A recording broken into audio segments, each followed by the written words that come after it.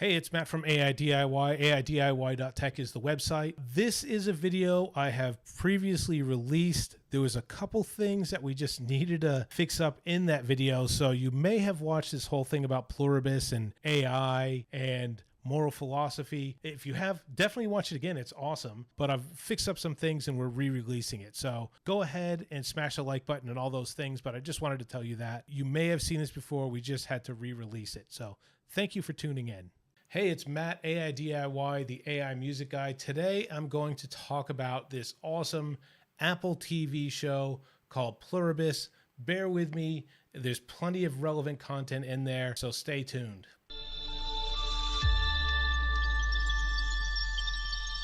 Cool, so a big spoiler warning. I'm going to tie a few things together and there's spoilers in there. So the TV show's Pluribus, The Good Place, and if you haven't watched it, it's probably too late to warn about spoilers. It's been out for years. And a couple books, How to Be Perfect by Michael Secure, the person that wrote The Good Place, and 21 Lessons for the 21st Century, which is a book I read years ago. And I've seen some of Yuval Noah Harari, his talks on YouTube, just around AI and things in general. So I wanted to talk about it just because it's a fantastic show. And I'm watching it through the lens of seeing someone that goes, there's moral imperatives and moral philosophy built into this show and directly relates to AI. Now, the people that wrote the show saying it's not directly about AI, but clearly there's tones in there about how moral codes and moral philosophy and who decide that are written into the show when it's imperatives and they're absolute. So I just want to talk about a little bit of that, and I'll wrap it up at the end with something that I think you should think about when it comes to AI music and the use of AI in general.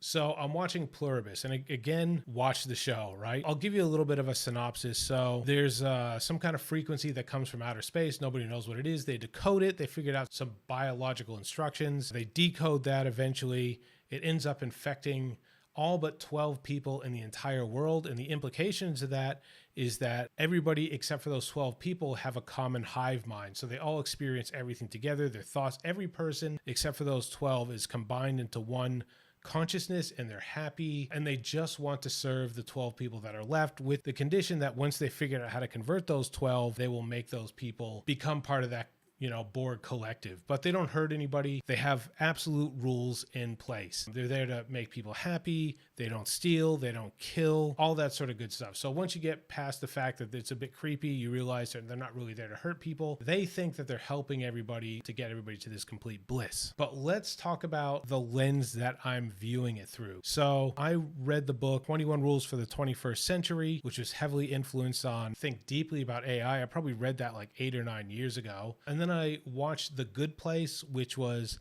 I didn't know at the time, and the entire thing was built around moral philosophy and, Kant and fractalism and all that stuff, which I didn't know at the time until I read the book How to Be Perfect. But let's just go into The Good Place. So it's more or less built around Chidi, one of the main characters, who's a moral philosopher, and they all think that they're in heaven, the good place, but they're really in the bad place, hell, with a whole bunch of things that are testing 4 different conflicting personalities. One's a stuck-up snob, one's an idiot from Jacksonville, Florida, the other one's just hot chick that just is super selfish, and one is Chidi, who's the moral philosophy. So he can't break any rules. He's basically established these rules. He can't break rules. He can't bend rules. He can't consider context in order to break rules. He can't improvise, and he can't hold 2 conflicting values at once. And if you study moral philosophy at all, which I haven't, I just find it an interesting topic that when it stumbles upon my desk, I think deeply about it. He can't bend and break. So let's just show a little bit about, what Chidi says in regards to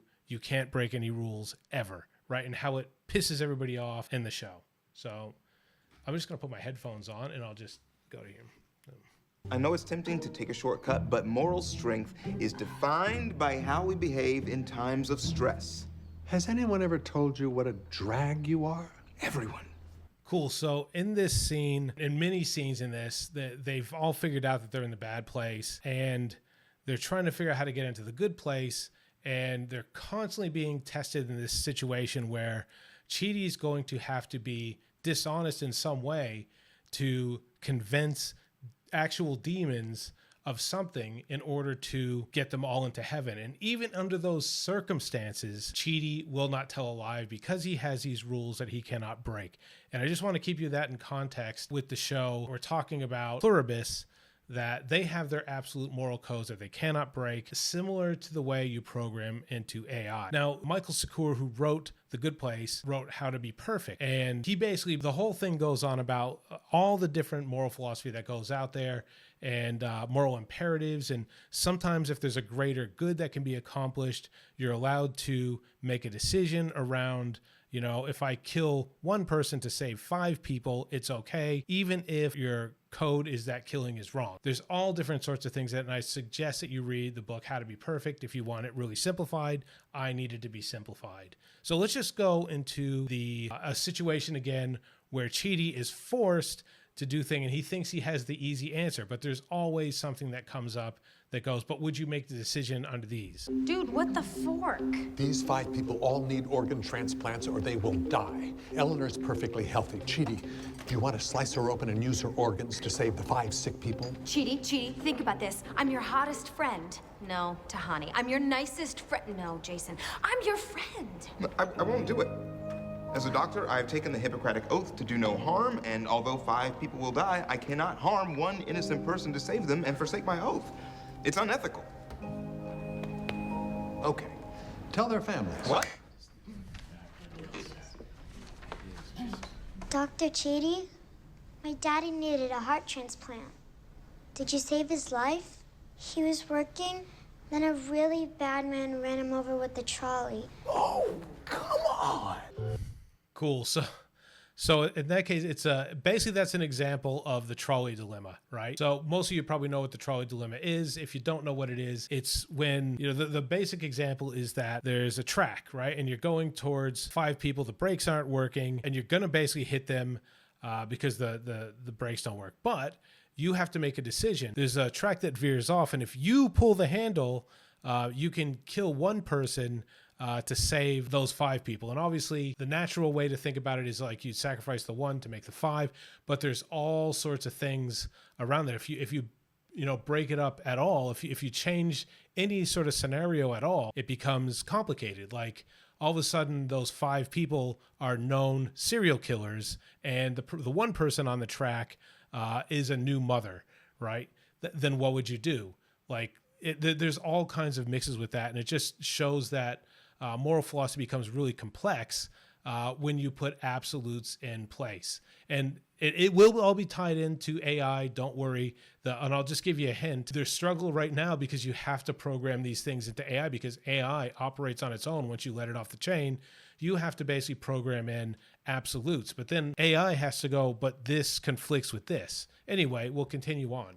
Cool. And again, I'm going to mention in the book that I read, and I'm just going to keep trying to say his name, Harari, in 21 Lessons for the 21st Century. Until this particular episode, I just called him Harry. I didn't look too deep into his name. Oh no, it's not Harry, it's Harari. So 21 Lessons for the 21st Century, he talks a lot about AI in that book, you know, in the future of warfare. And it was very much like Terminator in that part. Maybe I'll bring up a scene for that and I'll just show you exactly what he was talking about programming in. That Terminator is out there.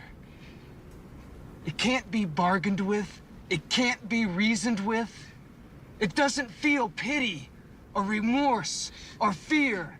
And it absolutely will not stop. Ever. Until you are dead. Cool. So Harari was warning about that, or he was talking about that. Like war machines in the future, they have to be very careful and they have to be programmed in with moral imperatives, but where normal humans can pause at a moment to reflect on moral imperatives or things that don't marry up and make decisions, AI units in future war, they don't have that ability. If they're programmed in with a particular thing, that's what they're going to do. They're not going to sit there and think, oh yeah, the overall implications of that. They don't have the ability to do that, at least not unless, you know, the thousands of years of contemplating moral philosophy. You know, if all the engineers that have been programming AI in the last 5 years have solved all the 2,000-year-old dilemmas and conflicting problems and put it into AI, then yeah, that's no problem. But he also talks about a thing that's talked about often, and this one in the book got me. And this is the lens that I look through a lot of things at. Who decides what moral philosophy, who decides who gets to live and die? Because when somebody programs that into AI, that's what it does. Like whatever you decide. So let me just look at Harari here, talking about an exact example that people talk about a lot now, but I read a few years ago and it just stuck with me. And went along with their, like, you know, fighting about who owns this land and then who this goat herd to whom it. Yeah, so that was obviously the Terminator, and that's one of the things Harari was talking about. So if you program in a war machine to take out that target, where humans, if they come against a situation where they see, 25 children within that target, and it's appropriate for them to pause and reflect on that, they will pause and reflect on that and say, like, look, man, report back to command and say, look, I just want you to take this into consideration that this is happening at a minimum. They might just say, frig it, I'm not going to do it. Where an AI thing, if it's programmed, that's your target, it's not going to notice or care or anything about that unless you program in certain aspects of that. And then the question becomes, who gets to decide who programs in what part of the algorithm? And that's what Harari talks about here in this clip that I'm about to play with for you when he talks about autonomous cars. And this thing stuck with me. And it's something that it's the lens that I always look at all this different media and the LLMs through when you talk about things that actually matter. So let's play this clip. Belongs and so forth. Now we live in a very unique time in history when engineers must tackle spiritual questions. If you are building a self-driving car, by force, you have to deal with questions like free will. By force, you have to deal with this, the example everybody gives, the self-driving car, suddenly two kids running after a ball, jump in front of the car. The only way to save the two kids is to swerve to the side and fall off a cliff and kill the owner of the car who is asleep in the backseat. What should the car do? Now, philosophers have been arguing about these questions for thousands of years with very little impact on human life. Now, but engineers are not like, they are very impatient. If you want to put the self-driving car on the road tomorrow or next year, right. You need to tell the algorithm what to do. And the amazing thing about this question now is that whatever you decide, this will actually happen. Previously, with philosophical discussions, like you had, I don't know, Kant and Schopenhauer and Mill discussing this issue, should I kill the two kids or should I sacrifice my life? And even if they reach an agreement, it had very little impact on actual behavior, because even if you agree theoretically this is the right thing to do, at a time of crisis, philosophy has little power. You react from your gut, not from your philosophical theories. But with a self-driving car, if you program the algorithm to kill the driver, and not the driver, the owner of the car, and not the two kids, you have a guarantee, a mathematical guarantee, that this is exactly what the car will do. So Cool. So let's just talk about that, because it's obviously, the car is an example, but there's all kinds of real implications around that. So then he says, like, he follows on saying, well, who gets to make that decision? Like, who programs it? Is it some government body that says, do you save the kids? Or is it the car manufacturer that has shareholders in mind that says, no, you kill the kids, right? Because if I want to sell cars, I'm going to basically guarantee that the people that are driving a car are going to die, or that are going to survive in the worst situation. This is how moral philosophy and AI are intertwining. And like he said, like, they've been asking these questions for thousands of years. And the reason I bring in Pluribus into this is because Pluribus basically plays this out in a real TV show. And you don't have to think about it just with AI, but I'm looking at it through the lens of all these one mind sort of people that have these rules. I think about it in context as a metaphor for AI. And because they have these hard code built into them, they have put themselves in a difficult situation where they decided, like, and whoever did the code maybe came from outer space, doesn't matter. It's part of their code. It's written into the thing. So if you know Star Trek, they're the Borg, but they don't hurt people. They don't kill people. Anyway, what we'll do is we'll play a bit of a clip. And this is a bit of a long clip that came out this week when one of the main characters was trying to warn everybody that they're eating humans. And the person's like, yeah, I already know. And then a character within a one mind character in the show explains their dilemma where they have these rules, and it sort of caused a problem for them. Hello, Carol. We're John Cena, and we're here to address some questions you may be having regarding our food supply. As you know, we can't purposely kill, harm, or otherwise interfere with any form of life. That limits what we're able to consume. Because when we say any life, that includes plant life.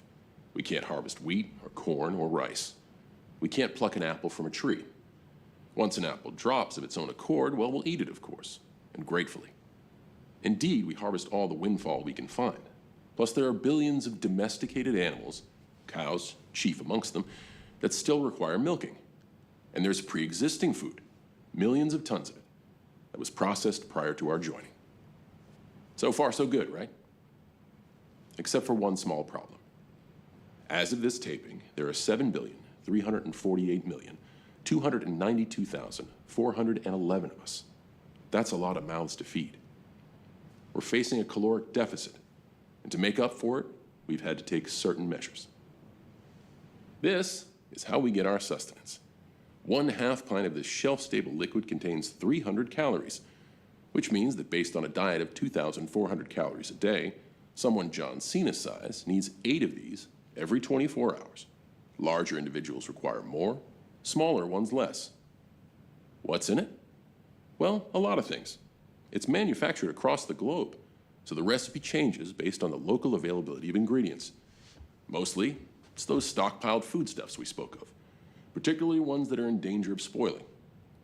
Additionally, each carton contains 8 to 12% of something we call HDP, human-derived protein.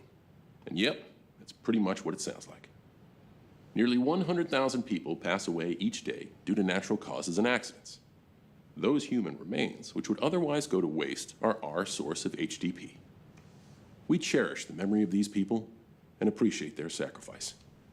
Given our druthers, would we choose to consume HDP? No. Throughout history, most cultures, though not all, have taken a dim view of anthropophagy. Honestly, we're not that keen on it ourselves. But we're left with little choice.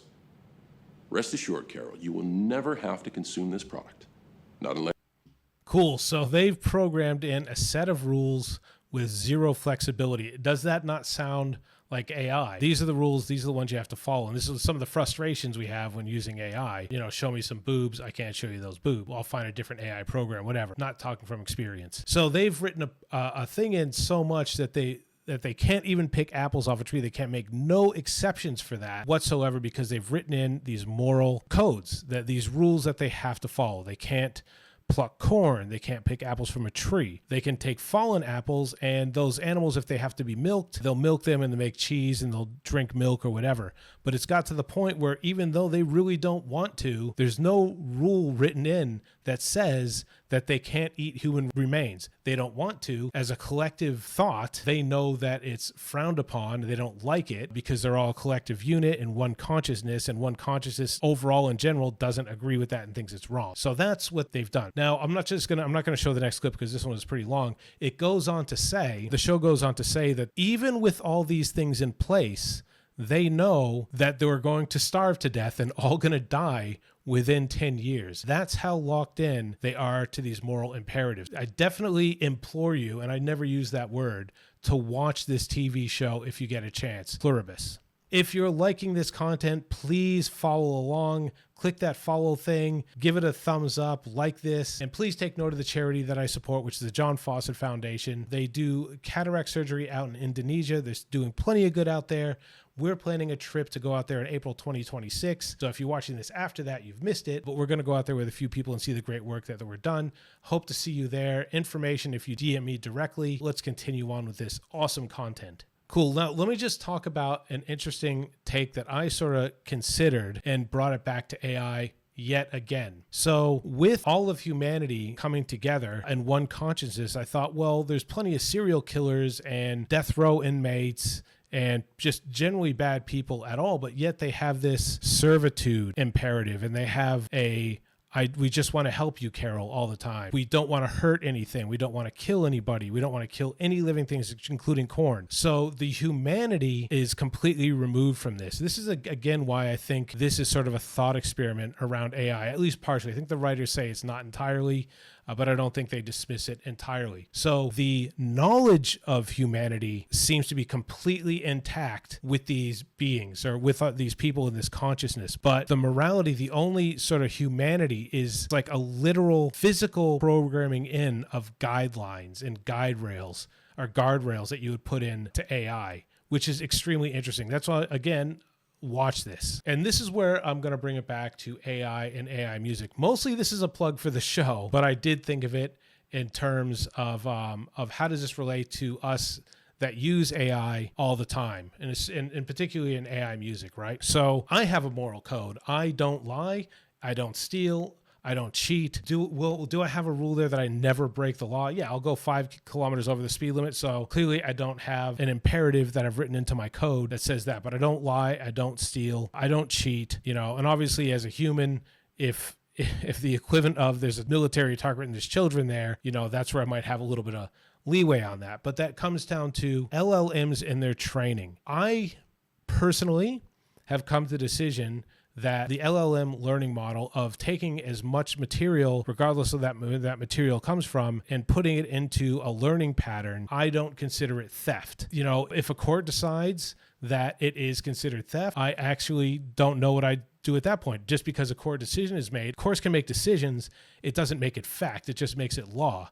It might just mean that one side yielded the floor or didn't make the argument well enough. And then again, lying too, like, am I lying to myself and forcing myself to believe that because I want to use AI music? So at some point, some of you out there might say, I agree that I never steal, and I agree with the court finding or something, that I agree that this is theft. Now I have to decide, like, is it a moral imperative that I have that I don't steal? If I'm taking stolen material and creating art, is that in fact going against my own moral code? I don't know. Like, depends on what your moral code is. I don't believe that using copyrighted material, I think, is fair use. I believe that. I believe we need AI models out there to do things. I don't think they can exist without taking, the best information that's out there.